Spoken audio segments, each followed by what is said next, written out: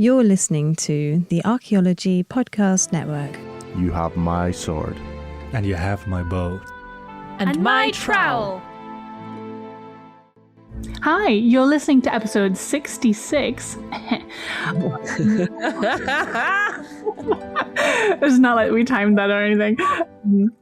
Where we look at the fantastic side of archaeology and the archaeological side of fantasy. I'm Ash. And I'm Dilly.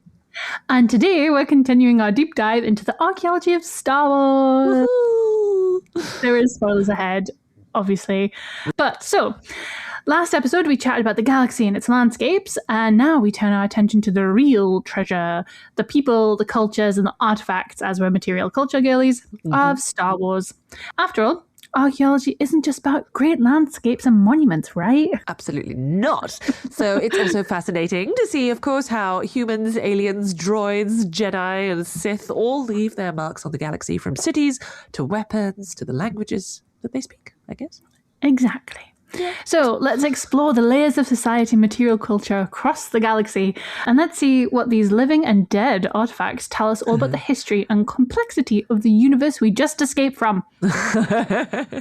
Before we get into it, I do have a funny story about, did you see that interview? Oh, what's the name of the woman who plays Brienne of Tarth in Game of Thrones? Oh, now you're trust. I'm so sorry. If you're listening, wonderful actress. I love you. I'm yes, so because sorry she was I can't in remember Star your Wars. name. Yeah, Sorry? she was in Star Wars. She was in Star Wars. She played a droid. No. No, she played a stormtrooper. She played Thingy. No, I'm not thinking of her. Sorry. Oh, who she are was you on the thinking same. She was on the same episode of Graham Norton show. But I'm thinking of Phoebe. What's her name? Fleabag. Oh, Phoebe Waller-Bridge. That's the one. Yeah. Who played a droid, right? I didn't know that. Yeah, you know the one that was about like young Han Solo. Oh, that was rubbish. Yeah. I got You liked it. I thought, to be corny. fair, it was that rip-roaring adventure kind of one. I think it's because I'm so used to Harrison Ford that I was like, I can't get behind this. But a lot of people did like it. I think I'm in the minority. I didn't dislike it, let's put it that way. It's not one that I'll like necessarily rewatch. But anyway, yes, she played a droid in that. But the droid is very like human-like, and it was so funny because she was talking on the Graham Norton show about how when she went for the interview she didn't actually know what a droid was. And she was like, I think it might be a robot, and but she wasn't sure. So she's like, okay, I'll just go in and I'll do the interview like as I would if this was a character. And she was like, oh, this is such a great character, you know, has such great lines. And so she was doing it sort of as normal. And then the casting director was apparently like, could you do it a little bit more droid-like, you know? And then she's there going, yeah. Like, I had no idea what a droid was. And then I was going, what do you mean? You know, how do you mean with that? And she was good. And then the woman goes, you know, a bit more like, and she just moved her hand in this way. And I thought, it's a droid. I knew it. It's a robot. I knew it's a robot.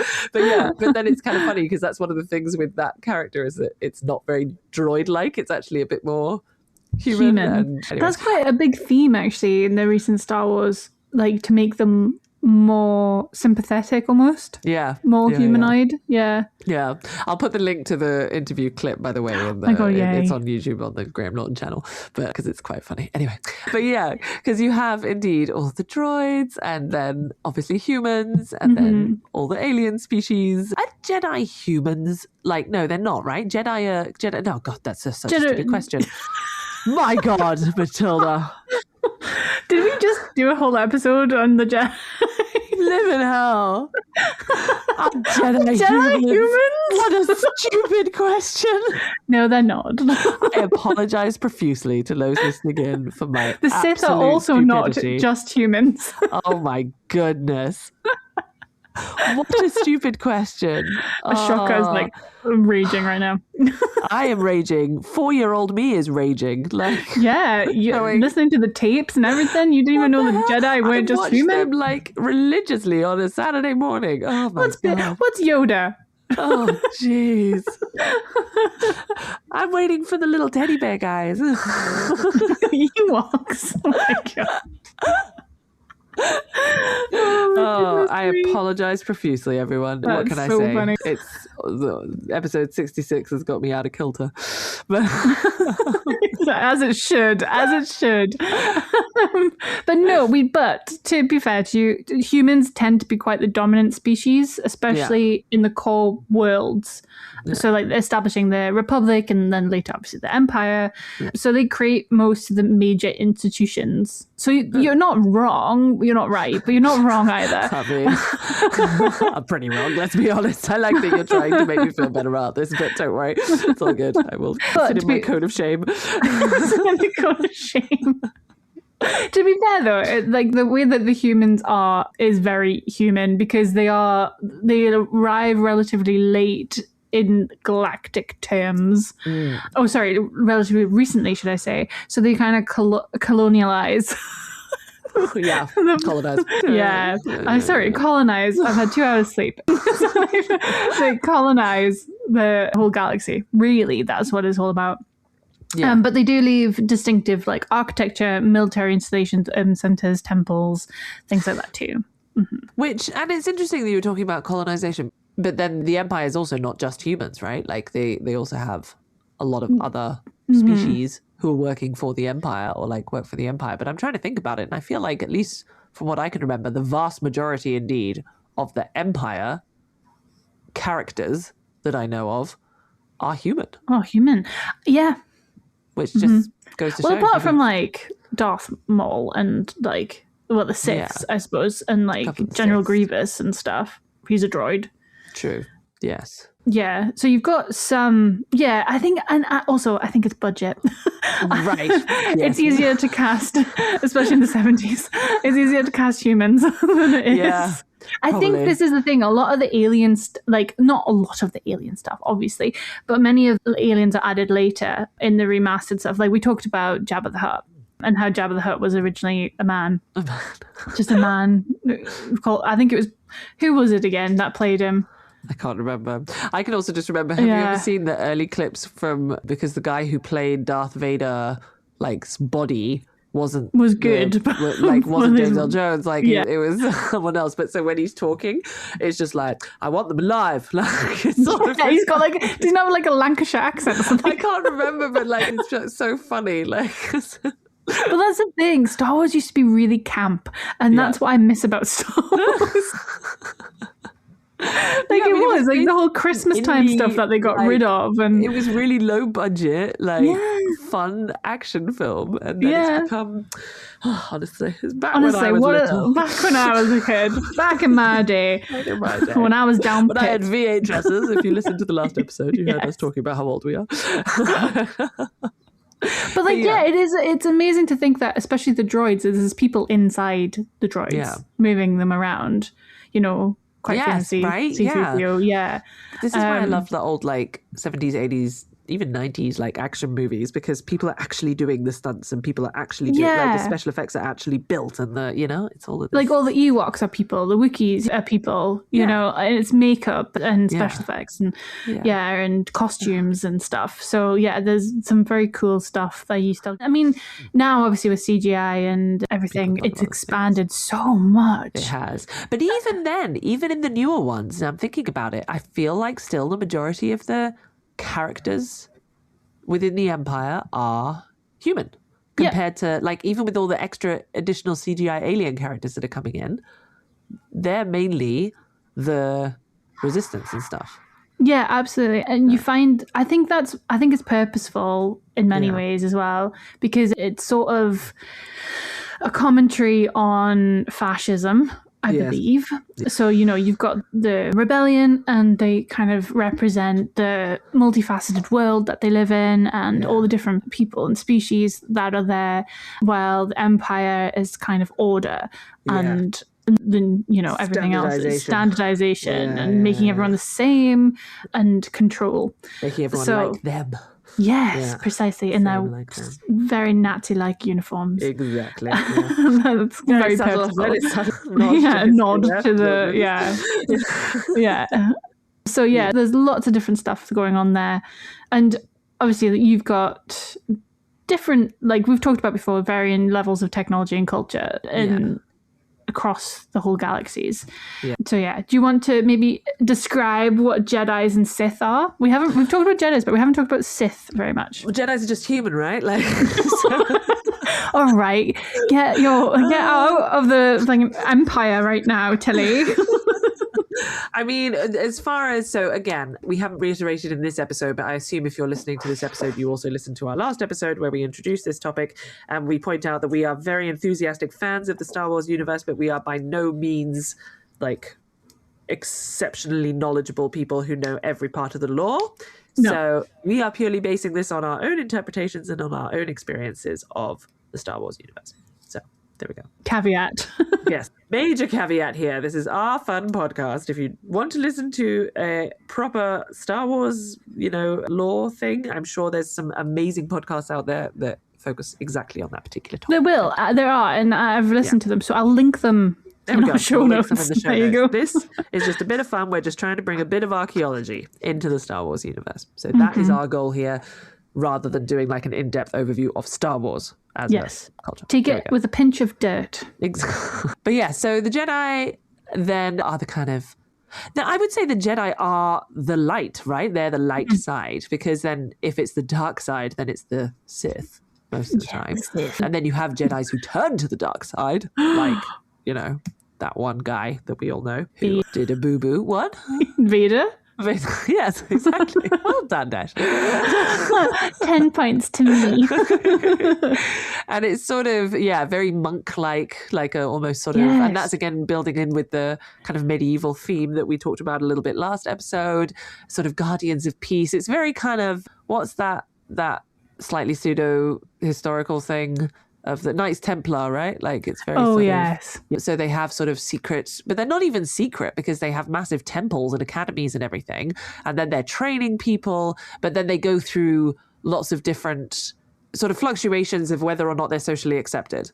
So sometimes they're kind of like, you're, a Jedi. And sometimes they're on the outside and sometimes they're like major players in society. So it sort of depends a little bit. Yeah, whenever they become too powerful, either the Jedi or the Sith, the Force balances them out. Yeah, exactly. Usually with a huge extermination. Usually with a... which is quite a lot from the Force to do, but there you go. And like in terms of I'd say the Sith are kind of similar, but they both have then like temples or like sort of, so I say with Jedi because it's more about knowledge building with Jedi because they're all very light and pure and monastic. So it's all about kind of knowledge accumulation and all of this sort of thing. So it's a lot of academies, a lot of temples, a lot of that kind of thing. Whereas Sith, it's sort of that very much polar opposite. So it's kind of the tombs and fortresses and sort of very... a lot more dark side energy, let's put it that way. I wonder where that phrase came from. Dark energy. Yeah. So they have like holocrons and lots of burial sites with the Sith. There's always burial sites on Malachor, Exegol. Like death is evil. This is what we learned evil and gothic. And they want super weapons to like destroy everything and alchemical weapons and experiments and things like that too. Yeah. But you also have grey Jedis, which are like a fairly new concept, which are in between. The morally grey ones. The ones that have no allegiance. Yeah. Which, I mean, is kind of as it should be, really. You should, if there's balance, there should be grey. Yeah. Right. But it's also interesting because when Sith die, they don't come back as like a blue ghosty figure, do they? A Force ghost, no, because they're on the dark side of the Force. Yeah, because and that's also interesting. I wonder whether if we're looking at the archaeology of things, we've done some episodes about, what if ghosts existed? How would that affect our archaeological Bloody hell, knowledge? That's why there's so many burials. They need to be buried. They don't just poof into dust. They don't just poof into dust. And that would be kind of a problem because we get a lot of information about the people who are living in the past from studying burials, right? And so then we know so much. That would be a really... Luckily, you have the ghosts of the Jedi hanging around, so they can talk to us about their like particular sect and culture. Whereas the Sith, we would only get to know them from analysis of the burials. Yeah, that's actually really that would be an interesting case study. Yeah. We We should do that. Maybe we could do that in an episode. We Yeah, could do that'd a deeper be dive fun. into burial osteoarchaeology of Jedis and Sith. Yeah, absolutely. Yeah, I mean, you know what would also be really interesting? The clones and Yes. stormtroopers. Looking at that, because if they're all clones, they would have potentially the same genetics and potentially the same bones. So there would just be lots of interesting ways. Yeah. And also, what do they do with all those bodies? Like, how many stormtroopers have lost their lives to I feel Luke like a lot of them Skywalker? just kind of lie on the surface, so it's almost like sky burials, right? So you probably have Yeah. the vultures come and get them, and people come and take the, especially if it's on like Tatooine, you have the scavengers. You taking see everything. people reusing that armor. Yeah. Yeah. I mean, that's also an issue in archaeology, right? Sometimes that things like that, like Paleo-Inuit studies, right? Which I did. So a lot of the time they couldn't bury their dead because the ground was frozen. So then you don't actually have many osteoarchaeological remains from older Inuit periods because they just didn't survive because they were eaten by polar bears. So Yeah. Wow. Yeah. Yeah. That makes. So that would be, I think we can do that. There we go, guys. We're going to do at some point in the future, we're going to do death and burials of Star Wars and see if we can. That would be very cool. That'd Death be and fun. burial. Because there'd be so many, like the Mon Calamari, which are like the fish people. They have underwater cities. So what would their burials be like? Oh, yeah. The Would they be droid super well foundries as preserved? well. Or Do would they droids be- have burials? Or they just Probably go back to not. the I think they're foundry? scrapped, aren't they? They're scrapped. Yeah. Well, it depends on if it's a very human-like droid. I suppose you'd be very sad to leave it. Right, but then how would you do that? Or do they Because just surely- continue on? Because, you just improve their memory or insert a new Chip. brain or whatever chip, Yeah. and things like that. And that would be actually that's really interesting in terms of also future archaeology and digital archaeology, because everyone always jokes like, oh, in the future they're just going to find like this and wonder what happened. And it's like, well, actually no, because archaeologists in the future are going to have so much data. Like, Oh my God, they won't know what to do. Like, And- and that would be yeah. like with the droids. Can you imagine trying to do an archaeology of droids? Try to do archaeology of AI. Whew. Yeah, I mean, The databases you'd have to go through. Yeah. My God. Yeah. right? But then I suppose you do have like the scrap yards, and that's the problem with also you see with metal in the archaeological record, because it got recycled so much at the beginning because there was limited amounts of it. And I guess that could be the issue with like the droid foundries and scrap yards and everything, is that you might have different pieces being reused for different droids. So that would be an interesting one to look at as well, like in terms of how much recycling was going on. Oh, yeah, definitely. And then, the biography of that would be... Because you'd be one person, one droid, and then another droid, potentially. Yeah. And multiple droids. And would you Multiple retain droids. some of your memory from your previous droid? I guess you'd do memory wipes, wouldn't you? Yeah, that happens a few times in the Star Wars universe. Yeah. So, but then that's also, an interesting one in terms of how we think of archaeology now as well. Like how to look at digital data and, machines, sentient machines. Oh, And how about other groups? So you mentioned your favorite TV show is The Mandalorian. I love The Mandalorian. I admit I have never seen it. So what is a Mandalorian? Tell me all. Okay, well, Mandalorians are like a warrior culture, and they have distinctive armor. So they have different weapons. Usually it's Beskar, which is spelled with a B. But so they come from Mandalore, and they're often like, I was going to say waifs. That's not right. That's not the foundlings. You're too stuck in medieval Waif? Where did that come from? medieval fantasy worlds. I know. I don't know what happened there. Oh, That well-known word. that well-known word of waif.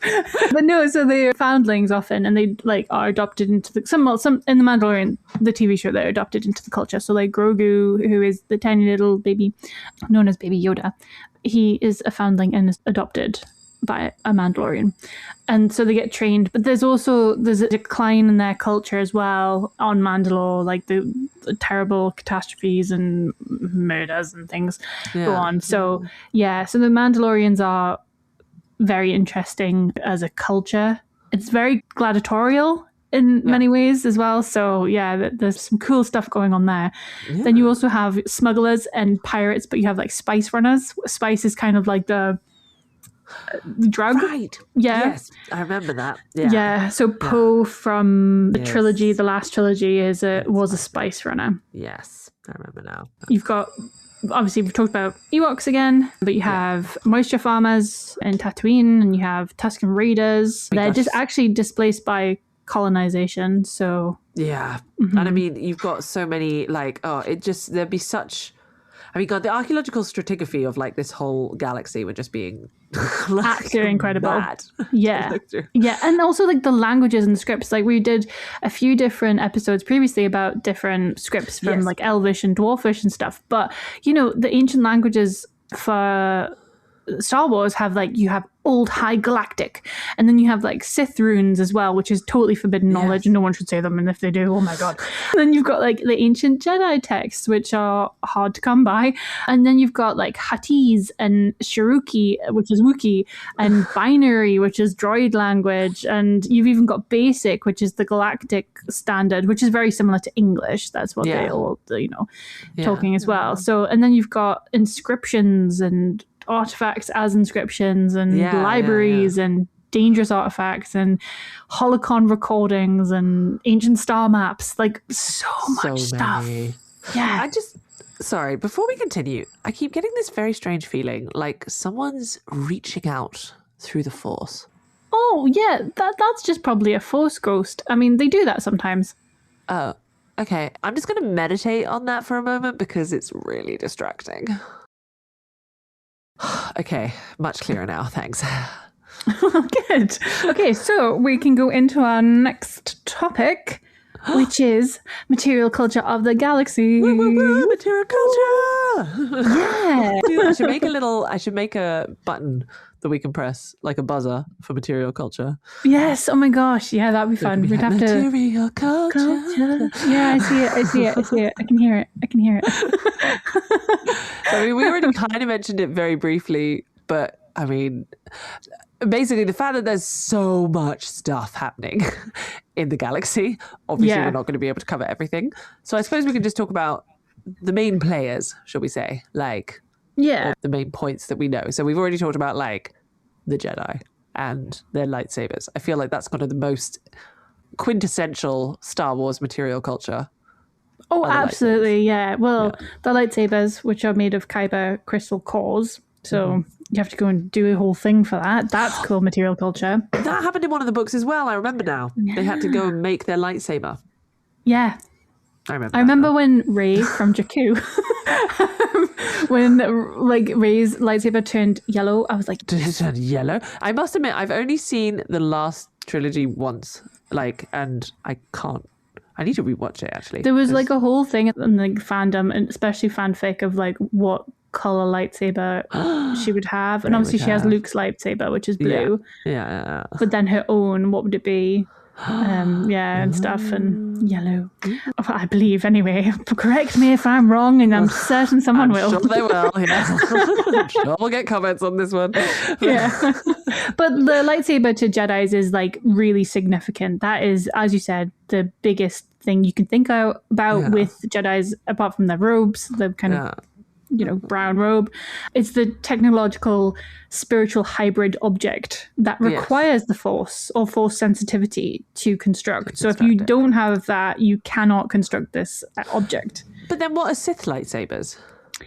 Sith ones are like bleeding crystals. So like you can, I think Kylo Ren's one is a broken kyber crystal, because when he turns over, it like breaks. So that's why it's like static all the time. His, it's like, it moves and kind of breaks up. It's not stable, like he's not stable.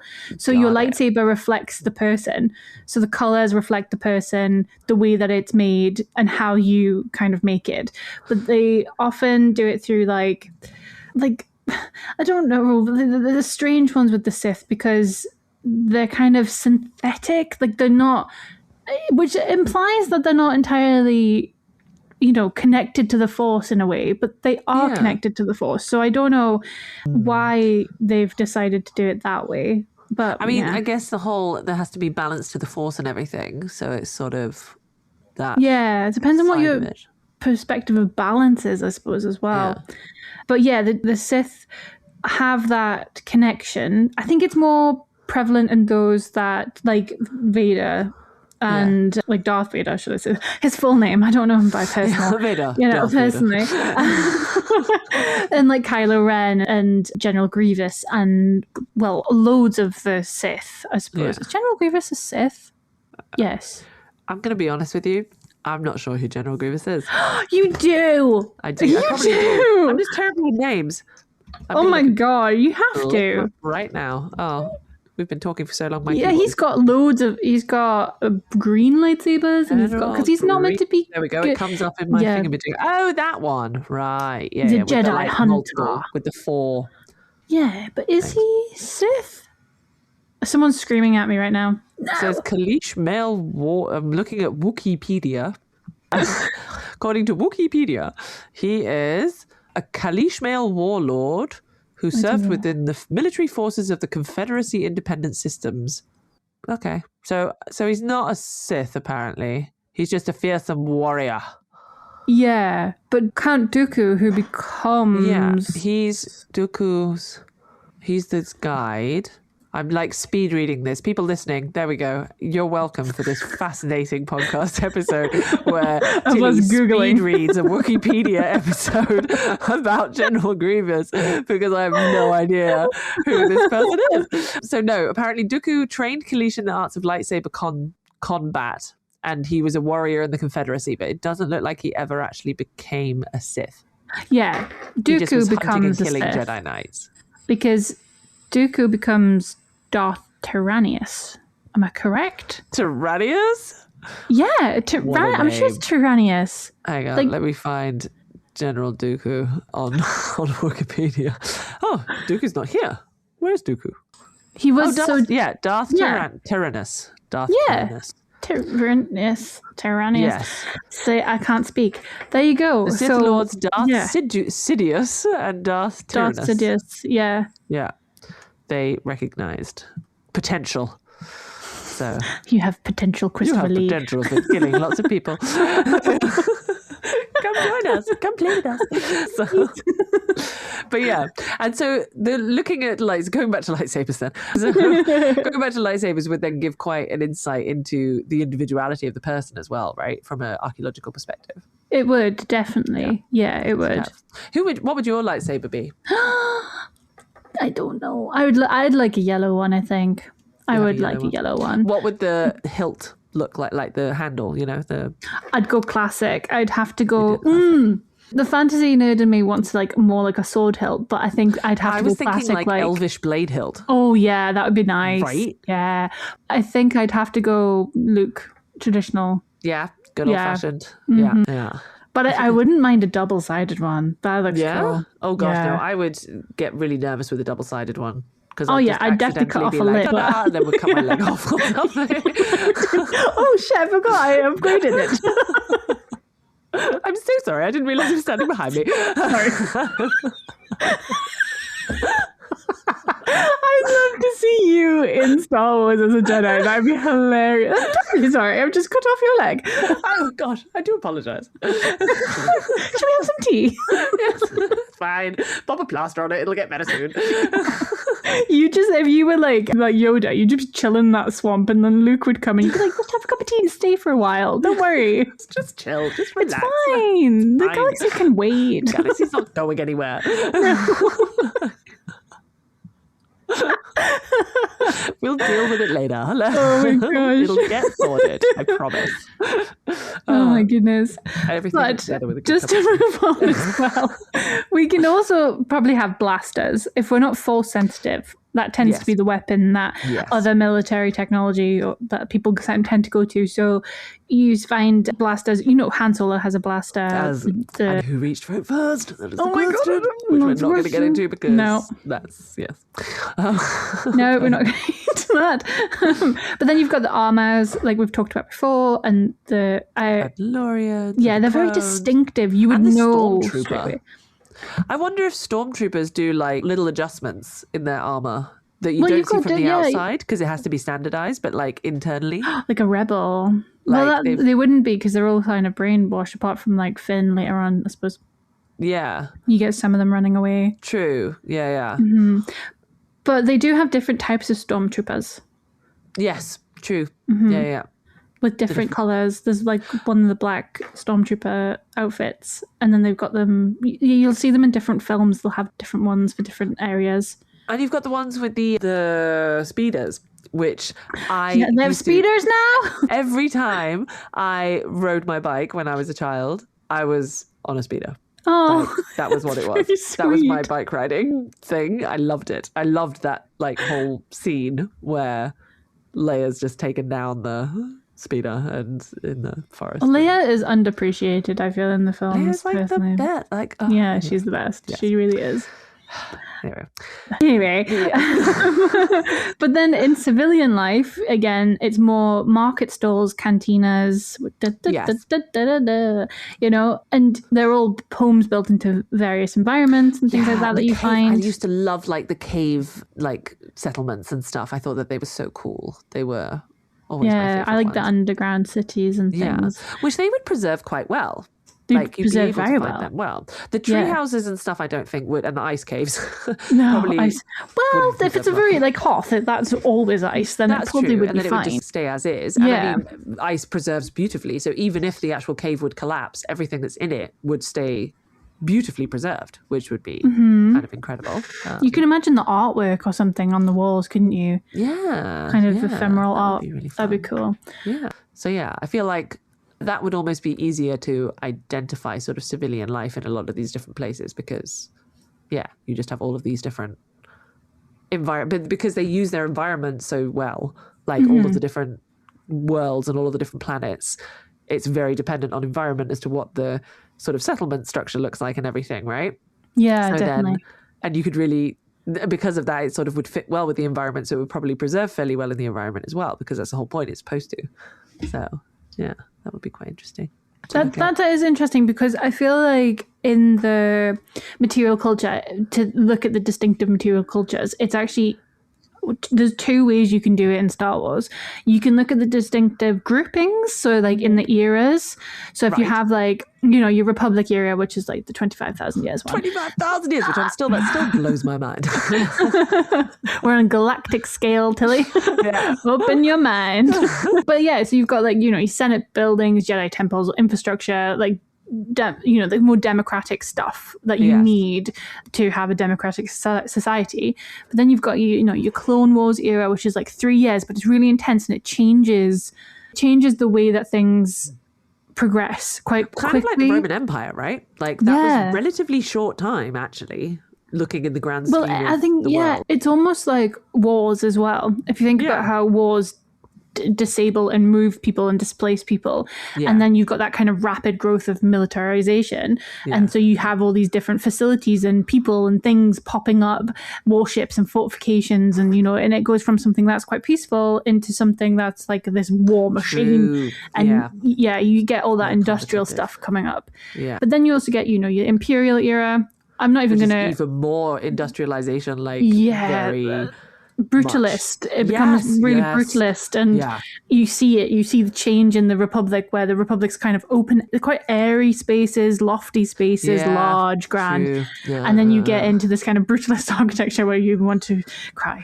From a brutalist council estate. And it's all very practical, and it's all very standardized, and it's all very like I lived right next to this brutalist architecture, and I remember when I was a kid, they would put in like, I don't know if I've mentioned this before, but they would put in like art and there's hippos in this like courtyard, and it was like meant to bring you a smile, but they were all made out of concrete and it just made you feel even sadder. So but they're quite impressive. But the Garth hippos, if you want to have a look at them, that's where they are. I'll put a link in the show notes. Do you know what? It would actually be quite funny because they are really weird looking. It's just these random hippos in the middle of Newcastle. So then you've got the rebellion again, and then the resistance. So that's like repurposing technology that has faded, that is coming back. It modifies things. There's hidden bases.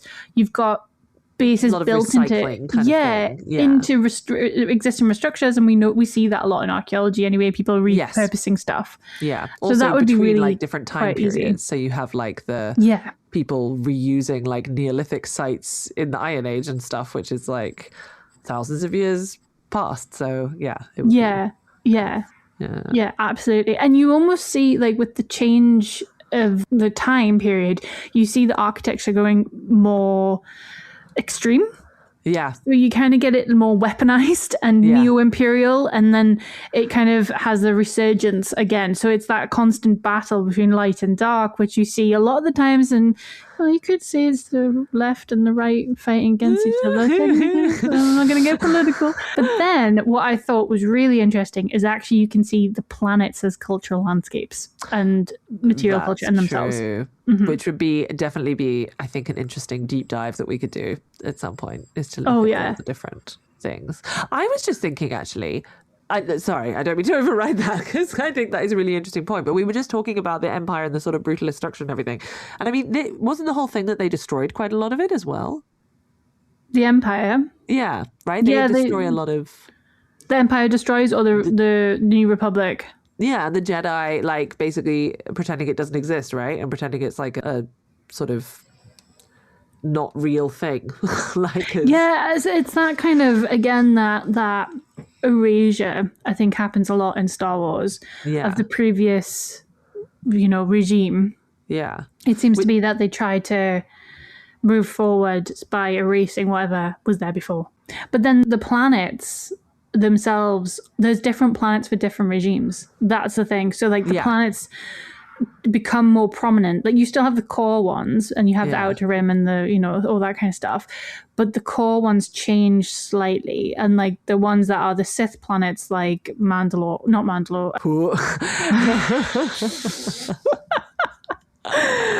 Oh my god. Scared me there. Oh my god, I can't remember. Malachor.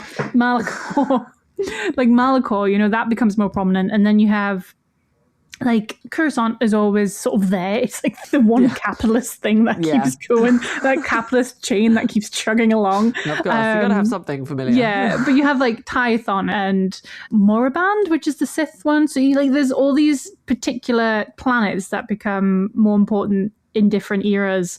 So you don't necessarily see it as much in one city or one planet city or, And the material culture of each place is just so distinct depending on the environment of it as well. Like you mentioned, what was it we talked about earlier? Jakku? No. Jakku's the one Rey is from. Or you find Rey in the beginning. And that was the sort of scavenger one, right? Like, yeah, and then you've got Tatooine, which also has scavengers, but they're the Jawas. Yes. Yeah. Which then also, though, because I remember being really excited with that one in the new film. And, she's basically like they're all living amongst archaeological remains because they're just extracting all of this old stuff from all of the old Star Destroyers that have crashed and all of this kind of thing. And it sort of really just shows that preservation of the ruins and that reuse of the ruins and how it sort of becomes a part of the modern world in terms of material culture. Like it's these... But that's what's interesting, I think, about the material culture in terms of the whole galaxy, really, because you have, for example, what they call the crystals, the Jedi, Kyber crystals. Yeah, for the lightsabers and everything. Like they never go. It's not like in the modern. Well, not in the modern world, but like in our world, where it's sort of you have the Stone Age and then the Metal Ages. I mean, this is very old-fashioned categories, I'm aware, but it's sort of. Whenever you try to show people that, like, look, you can use flint axes to cut down trees, and everyone's like, what? Don't be ridiculous. And like, obviously you can, and they do, but a metal axe is probably better, it's probably more efficient in the modern world. And because we value efficiency in this capitalist society in which we live, that's why it's considered better, which obviously one could argue about that for hours and hours, but I will not because we only have a few minutes left of this podcast. But I just need a little soapbox moment for a second. But yeah, whereas I feel like in the galaxy, it's not even necessarily that it's old-fashioned technology. It's almost repurposing old technology in modern settings, like from a material culture standpoint. No, yeah, it absolutely is. It's fascinating because I think you do see, I think it's more traditional in many ways, even though it's quite modern, you know? Yeah. You've got that kind of framework of how to reuse and live. Yeah. I think a lot of Star Wars is about survival in any form of it. Yeah. And so you see that reflected in the material culture. Like you see these places being reused over and over again. Yeah. You know, you see the building of societies and the fall of the society and the people around it and how these centers are like, you know, they impact the people in the area. Yeah. So it is it's very interesting. Yeah, no, 100%. And like the fact that you can see the sort of, like you were talking about the planets, you know, and indeed they're not just settings. They have like all of these different changes and shifting power centers and everything, different salvage yards, recycling. But then you also have the kind of, the continuous spiritual significance, like you were saying, of this sort of ancient tradition and the kind of ancient world and the ancient technology as well, in a way. Yeah, and I think it gets, in the films particularly, it gets more, like that aspect gets placed more into the later films. Like you see that kind of call back as they're doing with, you know, calling back the actors and revamping the franchise. You see them calling back to like Ancho, I'm thinking of when Luke's at Ancho, and then, you know, that's the first Jedi temple. Yeah. And that's where Rey goes, because she's searching for meaning and physical, like the past. And then you've got Exgol, which is like the hidden Sith world that's been explored, and all these kind of stuff that's kind of been preserved by the past and by the people in the past and the actors in the story. I don't mean like actors, I mean like the active people in the story, the characters. Yeah. You know, they're preserving a lot of stuff. Actors. And and like, they often... So meta. So meta. But that, I feel like that's what happens in it, in the whole thing. Like there's a lot, I think, very similar to all the other worlds that we've explored. Where we've got a Discworld and we've got, you know, The Witcher. There's so many themes in our own society that we can take and point at in these worlds, especially in Star Wars. Yes. Like it's about, you know, they're very present in our own society right now. Yeah. About how do you keep a culture going, or how do you fight against imperialism, an overlord of power, you know. So I think there's a lot in there that you can take from, and hopefully the good things, not Order 66.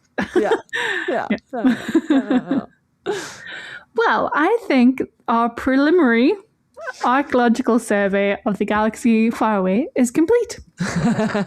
Or just getting started. Oh, it's just getting started. Roll credits. But we've dodged TIE fighters, explored ancient temples, and traced the layers of civilization from the Old Republic to the Resistance. Exactly. And along the way, we've seen how material culture, so lightsabers, holocrons, starships, ruins, etc., always tell the story of who lived here, who fought here, and how they tried to destroy or preserve the past.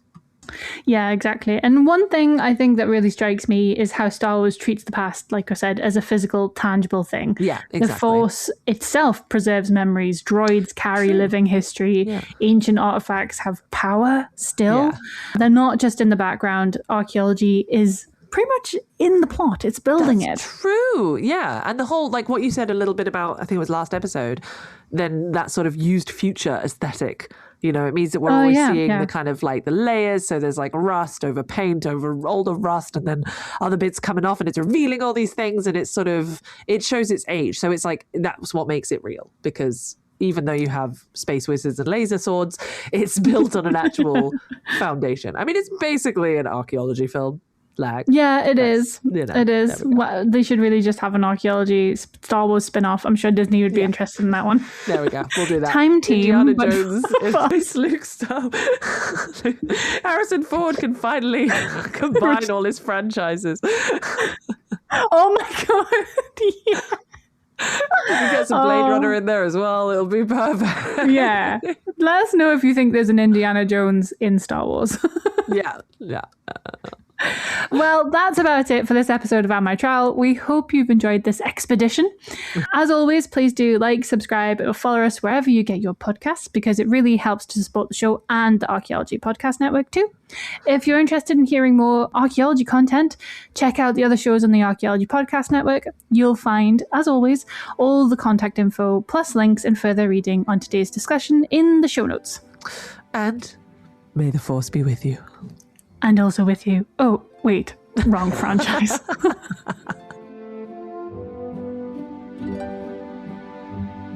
Thanks for listening to this podcast. The Archaeology Podcast Network's chief editor is Rachel Roden. Our executive producer is Ashley Airy. Our social media and newsletter coordinator is Matilda Siebrecht. The APN was founded by Chris Webster and Tristan Boyle on December 1st, 2014. We're supported by our amazing podcast hosts, many volunteers, and listeners like you. Check out membership at www.archpodnet.com/members. This has been a presentation of the Archaeology Podcast Network. Visit us on the web for show notes and other podcasts at www.archpodnet.com. Contact us at chris@archaeologypodcastnetwork.com.